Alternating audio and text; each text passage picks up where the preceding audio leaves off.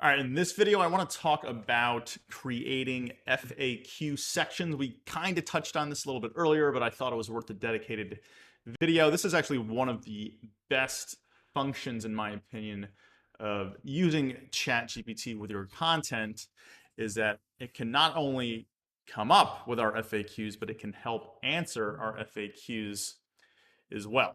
So I'm in a new chat here, and I'm gonna say I'm gonna stick with the barbecue niche, right? So you are a grilling and barbecue expert.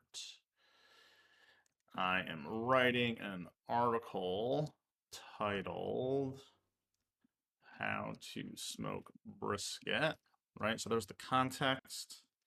Your task is to create an FAQ section for this article. Now, I'm going to leave it at that. Sometimes it will give you just the questions and not the answers. Sometimes it'll give you both. Obviously, I could prompt it here to say, please include both the questions and the answers, which would be the efficient way to do it. But I'm just curious to see what the AI does here. So again, you're a grilling and barbecue expert. I am writing an article titled How to Smoke Brisket. Your task is to create an FAQ section for this article. So pretty clear, at least to me. So let's see what it does. All right, so it's giving us the questions and the answer. So perfect.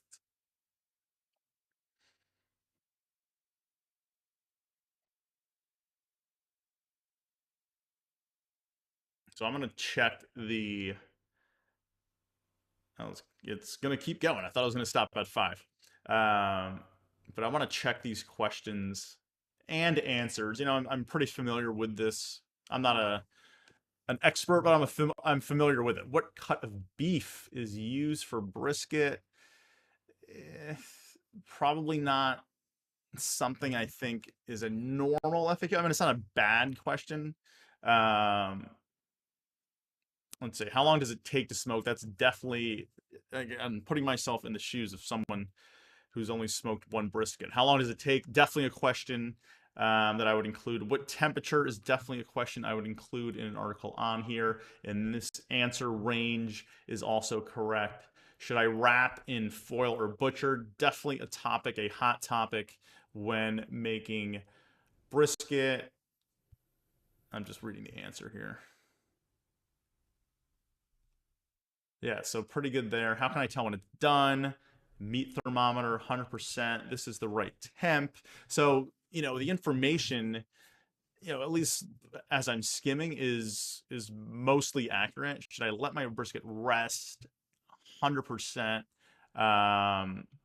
This would probably be longer, right? So this is why it's important to read the questions, read the answers, and use your expertise to fact check it, right? I would change this to at least an hour. But that's a great question, and the answer is definitely yes as well. How should I slice? Right. So basically, I would use all of these questions except the first one. I don't really think that's a common FAQ. But again, helping us come up with ideas to flesh out our content here. Really good for ideation, and it doesn't hurt that it gives us the answer. So of course you can rewrite this in your own voice, or go back and train it on your voice to get your style. But the fact that it gives us the Cliff Notes answers, and then it would take a minute to rewrite each of these answers. That to me is the one of the best use cases for ChatGPT, is to get the information down on the screen, down on paper, and then you can go in and rewrite it in your own words. But FAQs, this is one of the best use cases for using ChatGPT.